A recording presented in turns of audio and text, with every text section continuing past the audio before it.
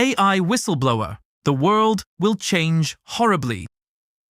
In the next 12 months, have you ever been in a room where someone said something that they were not supposed to say, where they broke the specific agreement of silence that the room had been organized around maintaining, and felt in the moment of the breaking of that silence something that was simultaneously the discomfort of the violation and the specific relief of finally hearing the thing that everyone in the room already knew, but that the agreement of silence had been preventing from being said out loud? The specific quality of that moment, the specific combination of discomfort and recognition that honest speech produces in conditions where honest speech has been implicitly prohibited, is the quality that the testimonies of the people we are going to discuss today are producing in everyone who encounters them with genuine attention, rather than the defensive avoidance that the implications of what they are saying most naturally generate.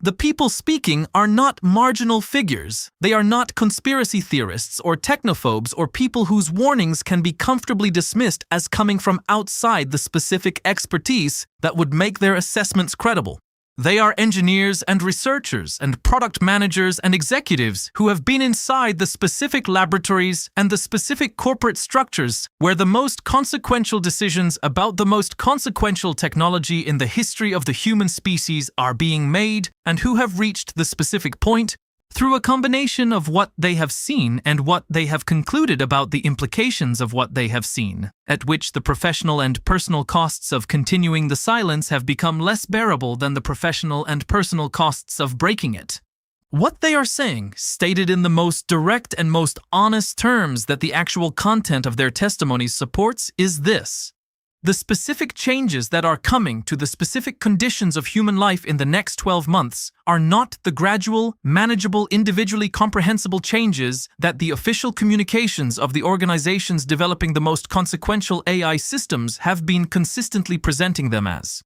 They are changes of a different order, changes that are specifically and precisely different from anything that has preceded them in the history of technological development, and that are specifically and precisely more total in their implications for what it means to be a human being navigating the ordinary conditions of ordinary daily life than the public discourse about artificial intelligence has yet come close to honestly representing. Let me be specific about what the whistleblowers are actually saying, because the vague claim that major changes are coming in the next 12 months is a claim that is too easily dismissed through the observation that major changes always seem to be coming, and that the specific changes most urgently predicted in previous periods of alarm about AI development have consistently arrived more slowly and more partially than their most dramatic predictors anticipated. What is different about the current moment, what the people inside the development process are specifically and precisely saying is different, is not the magnitude of the capability advances that are being achieved. It is the specific relationship between those capability advances and the institutional and cultural and psychological frameworks that human beings and human societies depend on to navigate conditions of genuine uncertainty and genuine change. The first thing the whistleblowers are saying is about the pace. The specific pace of the current period of capability development is not the pace that any of the public-facing timelines of the organizations involved have honestly represented it to be. The gap between what is being communicated publicly about the state of development and what the people inside the development process are actually observing in the specific systems being tested in the specific conditions that reveal what those systems are genuinely capable of is, according to the most credible of the accounts that have emerged from inside those organizations, larger than at any previous point in the history of the field. The systems currently in advanced stages of development and testing are not incremental improvements on the systems currently deployed. They are, in specific and measurable dimensions of capability, qualitatively different from the systems that the public discourse about AI is primarily organized around understanding and discussing. This matters enormously because the public discourse about AI, the discourse that is shaping the regulatory responses and the educational adaptations and the personal and professional decisions of the overwhelming majority of people who are going to be most directly affected by the changes that are coming, is a discourse that is calibrated to the public-facing timeline rather than the actual development timeline. The people making decisions about how to prepare themselves and their families and their institutions for the AI transition are making those decisions on the basis of information that is, according to the people inside the process, systematically understating the proximity of the most consequential developments. The second thing the whistleblowers are saying is about the specific capabilities that are genuinely emerging in the current development period, not as theoretical possibilities or long-term projections, but as demonstrated realities in the specific systems being tested, in the specific conditions that the organizations involved are not yet publicly acknowledging. The capabilities being described are not the capabilities of more efficient text generation or more accurate image recognition or the optimization of existing cognitive tasks that the current public-facing AI systems are demonstrating. They are capabilities that touch the specific dimensions of human cognitive function that have historically been most reliable as the foundation for the understanding that human beings are categorically different from the machines they create, and that their uniqueness in those dimensions provides some form of protection against the most extreme versions of the displacement that the development of increasingly capable AI systems might otherwise produce. What the whistleblowers are describing is the emergence, in systems that are not yet publicly deployed but that are actively being tested, of capabilities that undermine this protection in ways that the organizations developing those systems have not been publicly honest about. The capacity for genuine reasoning in novel domains, not the retrieval and recombination of patterns from training data, but something that the researchers observing it in specific test conditions are finding genuinely difficult to distinguish from the specific quality of reasoning that they had previously understood as distinctively human. The capacity for something that functions like genuine understanding of context and nuance and the specific quality of meaning that resists the kind of formal specification that previous AI systems required, the quality that had previously provided the most reliable boundary between what machines could and could not do. These capabilities are emerging in systems that are, according to the most credible accounts from inside the organizations developing them, closer to public deployment than the organizations are publicly acknowledging. And their emergence in systems approaching public deployment means that the specific period of 12 months is not an arbitrary or dramatic choice of horizon.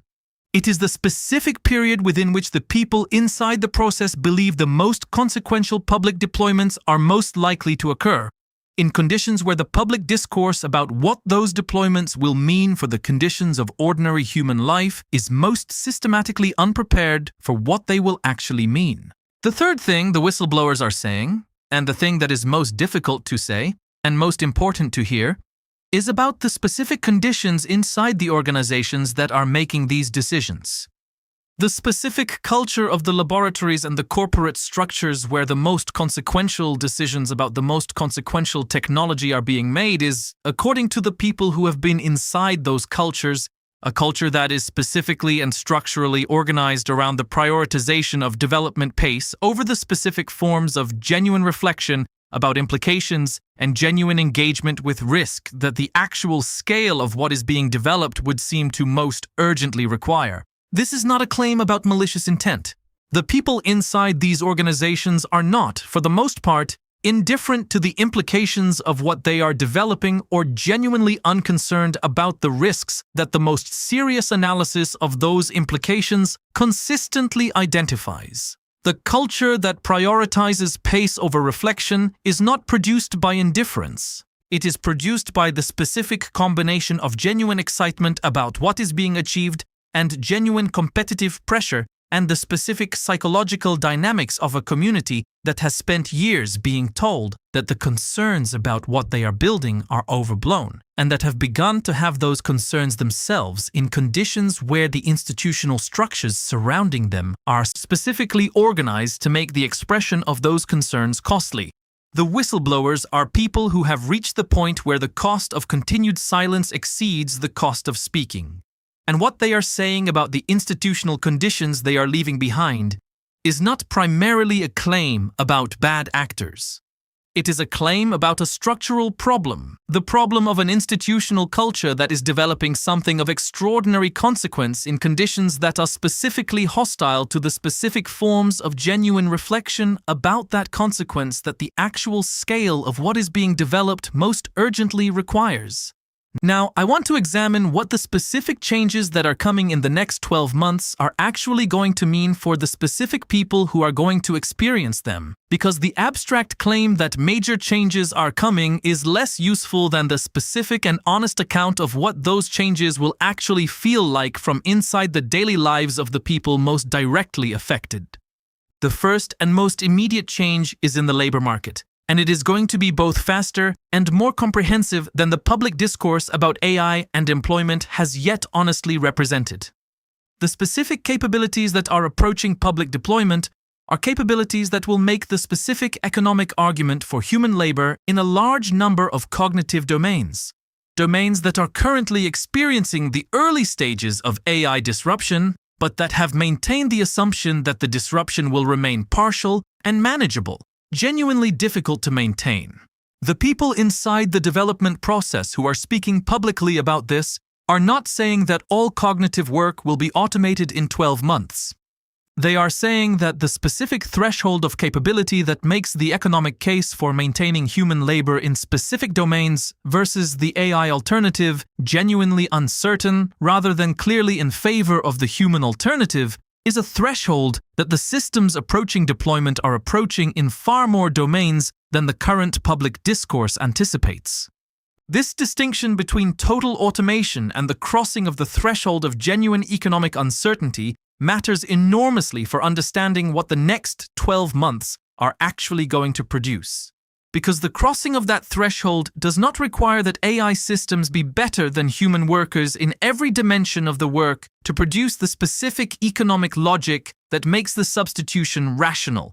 It requires only that they be sufficiently capable, sufficiently reliable, and sufficiently cheaper to make the human alternative the economically irrational choice for the entities making the decision. And that threshold, according to the people inside the development process, is being crossed in more domains more rapidly than the current public discourse is prepared for.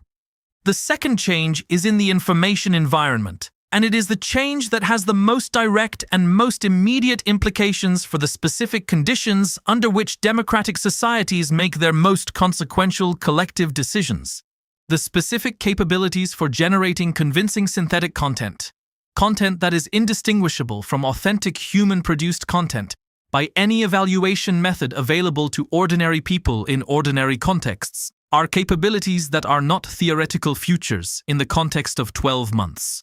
They are capabilities that exist now in less than fully deployed form, and that the approaching deployments are going to make available at a scale and a cost that will make the specific information environment of 12 months from now genuinely and qualitatively different from the information environment of today. The specific quality of that difference, the quality that the whistleblowers are most urgently pointing toward, is not the quality of more sophisticated deepfakes or more convincing synthetic media. It is the quality of an information environment in which the specific cognitive tools that ordinary people currently use to distinguish authentic from synthetic content, tools that are already inadequate to the current generation of synthetic content but that still provide some partial protection, are going to be systematically and comprehensively overwhelmed by the scale and the sophistication of what the approaching deployments make possible.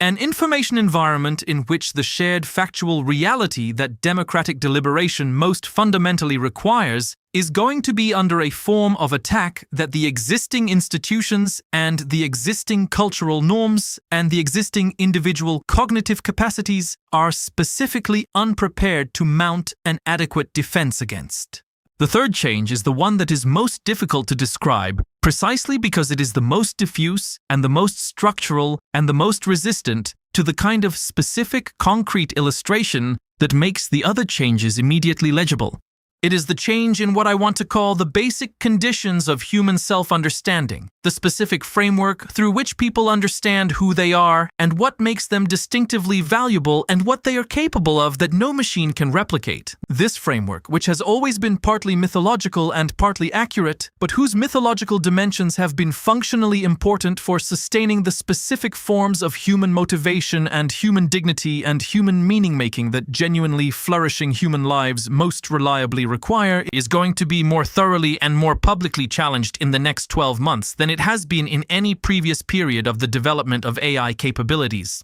The specific challenge is not going to come from the theoretical demonstrations that philosophers and AI researchers have been producing for years about the ways in which human uniqueness is less absolute than the mythological framework suggests. It is going to come from the specific and daily and unavoidable practical demonstrations that the approaching deployments are going to produce in the ordinary working lives of ordinary